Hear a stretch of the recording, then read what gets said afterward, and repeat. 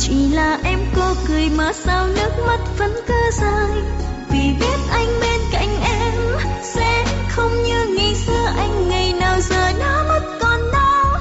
Em sẽ ra đi mà em sẽ không sao mà. Anh à em khóc nhé một chút thôi, xong rồi em sẽ cố quên.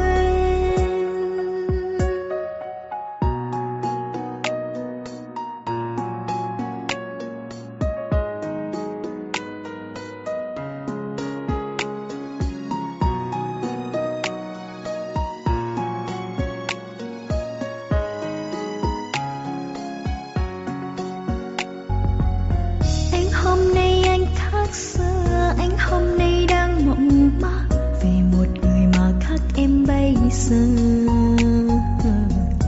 Cứ thấy anh im lặng bên em, chẳng nói cười như trước, vòng tay chẳng như xưa. Hôm nay anh không nắm tay, hôm nay môi hôn nhạt phai và nụ cười xanh tiếng thở dài. Những phút bên nhau tựa như băng, lạnh giá và tê buốt, rồi tan chảy thành nước mắt của em. Người muốn chia tay phải không, muốn quên em phải không, anh đừng ngại ngùng cứ nói cùng em.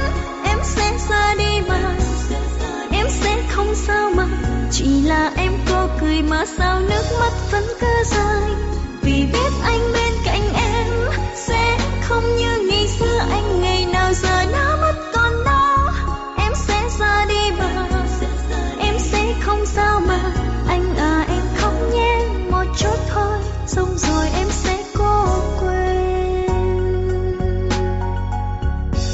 Người muốn chia tay phải không, muốn quên em phải không, anh đừng ngại ngùng cứ nói cùng em. Em sẽ ra đi mà em sẽ không sao mà, chỉ là em cô cười mà sao nước mắt vẫn cứ rơi. Vì biết anh bên cạnh em sẽ không như ngày xưa, anh ngày nào giờ đã mất còn đâu. Em sẽ ra đi mà em sẽ không sao mà. Anh à em khóc nhé một chút thôi, xong rồi em sẽ cố quên. Em sẽ ra đi mà em sẽ không sao mà. Anh à em khóc nhé một chút thôi, xong rồi em sẽ